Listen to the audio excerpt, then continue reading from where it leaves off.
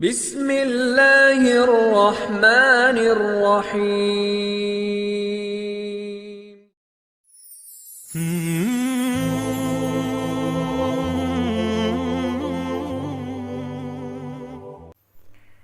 Bismillahirrahmanirrahim. Assalamualaikum warahmatullahi wabarakatuh.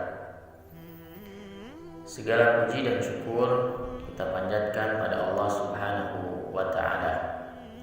Alhamdulillah kita bisa berjumpa kembali di channel ini. Salawat dan salam selalu kita curahkan pada junjungan kita Nabi Muhammad sallallahu alaihi wasallam. Sahabat zona ngaji rahimakumullah, semoga kita semua selalu diberikan kesehatan, panjang umur, dan dilapangkan rezeki oleh Allah Subhanahu wa ta'ala. Amin ya rabbal alamin. Sahabat zona ngaji yang dirahmati oleh Allah Subhanahu wa ta'ala, Allah Subhanahu wa ta'ala memperkenalkan Ramadan sebagai bulan turunnya Al-Quran. Sebagaimana firman Allah Subhanahu wa ta'ala, "Syahrul Ramadan alladzi unzila fihi al-Qur'an hudal linnasi wa bayyinatin minal huda wal furqan." Bulan Ramadan adalah bulan di mana di dalamnya diturunkan Al-Quran. Petunjuk bagi manusia, penjelas mengenai petunjuk itu dan pembeda antara yang benar dan yang batil. Surah Al-Baqarah ke-185. Ayat tersebut menegaskan bahwa bulan Ramadan memang benar-benar bulan Al-Quran dan di mana diturunkannya Al-Quran. Di samping itu juga Al-Quran adalah sebagai petunjuk, sebagai pembeda untuk kita mengarungi kehidupan kita di dunia ini, sehingga manusia dapat meraih kebahagiaan hidup di dunia dan di akhirat. Dan turunnya Al-Quran ini sering diperingati oleh umat Islam malam kemarin, ya, itu dengan sebutan Nuzulul Quran. Turunnya Al-Quran di bulan Ramadan membuat bulan Ramadan mempunyai kemuliaan yang agung dibandingkan dengan bulan-bulan lainnya. Sahabat zona ngaji yang dirahmati oleh Allah Subhanahu wa ta'ala, makna sebenarnya bukanlah pada bulan Ramadannya, bukan pada momentumnya, tetapi lebih kepada kewajiban kita terhadap Al-Quran. Dan sebagai umat muslim, maka paling tidak ada 6 kewajiban terhadap Al-Quran yang harus kita lakukan. Yang pertama adalah mengimani Al-Quran. Yang dimaksud dari mengimani Al-Quran adalah mengimani kalam Allah Subhanahu wa ta'ala, meyakini bahwasannya Al-Quran adalah dari Allah Subhanahu wa ta'ala, sebagaimana firman Allah di Al-Baqarah ayat keempat. Walladzina yu'minuna bima unzila ilaika wa ma unzila min qablik wa bil akhirati hum yuqinun. Dan mereka beriman kepada kitab Al-Quran termasuk di dalamnya yang telah diturunkan kepadamu dan kitab-kitab yang diturunkan sebelum kamu, serta mereka yakin akan adanya kehidupan di akhirat nanti. Sahabat zona ngaji yang dirahmati oleh Allah Subhanahu wa ta'ala, yang kedua, kewajiban kita adalah tilawah, membacanya. Yang dimaksud dengan tilawah adalah membaca Al-Quran yang bernilai pahala. Dan Allah Subhanahu wa ta'ala anjurkan membaca Al-Quran ini dalam surah Al-Muzammil ayat keempat. Warattilil Qur'ana tartila. Dan bacalah Al-Quran dengan perlahan-lahan, dengan tartil. Kemudian terkait keistimewaan membaca Al-Quran, Rasulullah SAW bersabda dalam hadis yang diriwayatkan Imam Tirmidzi, "Man qara'a harfan min kitabillah falahu bihi hasanah, wal hasanatu asyru bi amsalihha. La aqulu alif lam mim harfun, walakin alif harfun, lamun harfun, wa mimun harfun."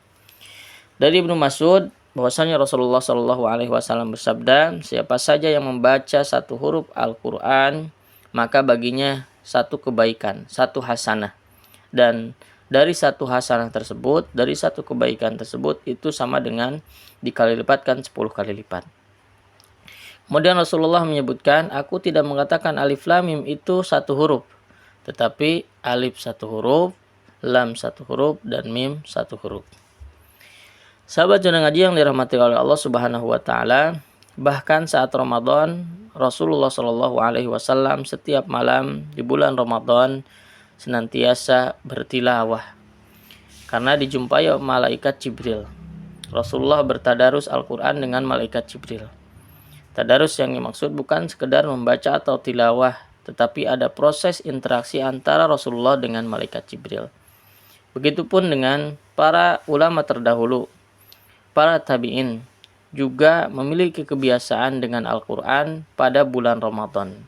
Dan mereka lebih meningkat membaca Al-Quran, bertilawah Al-Quran. Ada yang sampai hatam 60 kali di bulan Ramadan, yaitu Imam Asy-Syafi'i dan juga ulama-ulama yang lainnya. Sahabat Juna Ngaji yang dirahmati oleh Allah Subhanahu wa taala, kewajiban ketiga terhadap Al-Qur'an adalah al-hifdzu. Apa itu al-hifdzu? Menghafalkan Al-Qur'an. Tentunya dengan target adalah 30 juz, tapi paling tidak adalah menghafalkan Al-Qur'an semampunya. Tujuan dari menghafalkan Al-Qur'an yaitu supaya kita mempermudah dalam pengamalannya.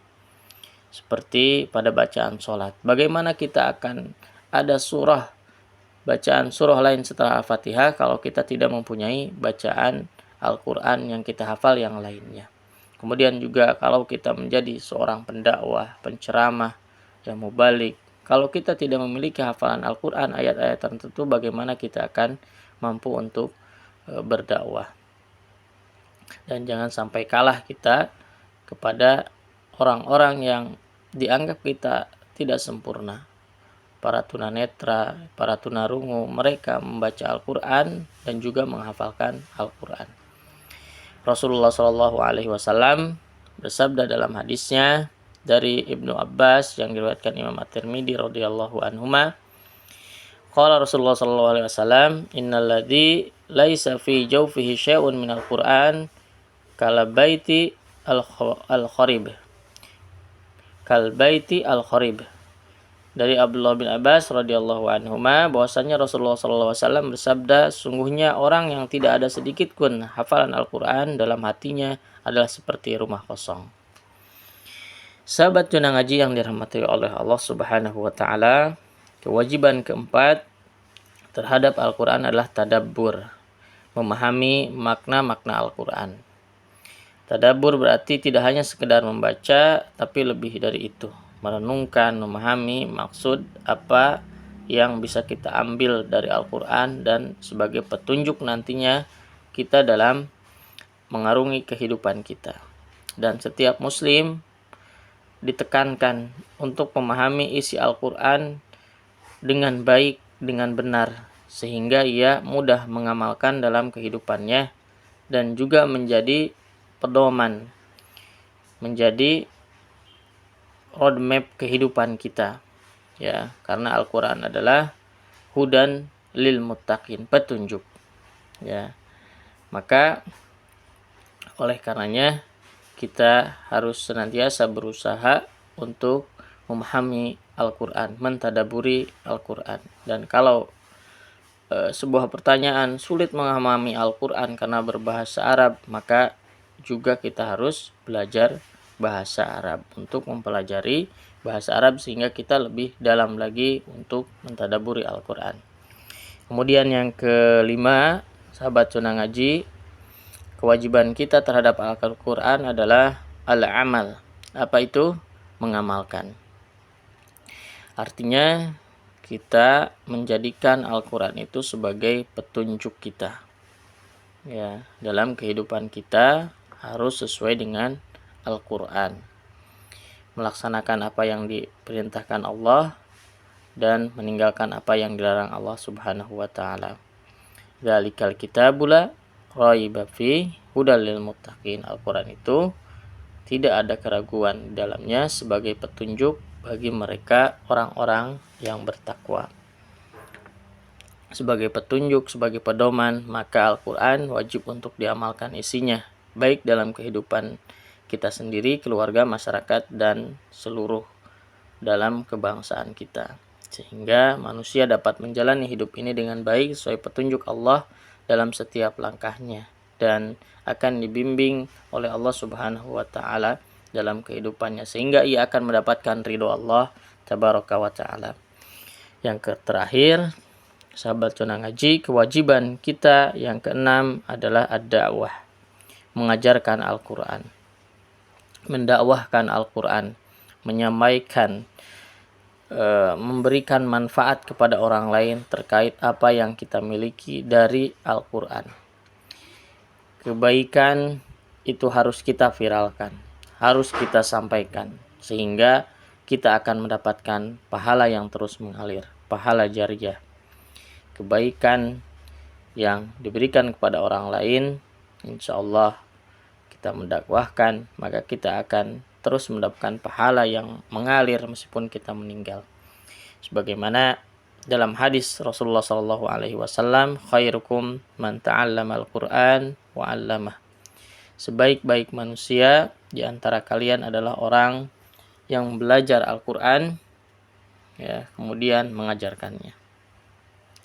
Maka oleh karena itu sepatutnya dalam momentum masih hangat ya nuzulul Quran malam kemarin di ke-17, mari kita sama-sama mengupayakan mewujudkan kewajiban kita terhadap Al-Quran sebagai momentum untuk memperbaiki diri kita, mengimani Al-Quran, membaca Al-Quran, menghafalkan Al-Quran, mentadaburi Al-Quran, mengamalkan dan mendakwahkannya.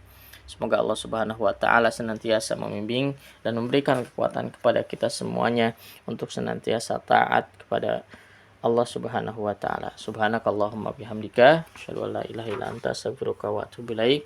Assalamualaikum warahmatullahi wabarakatuh.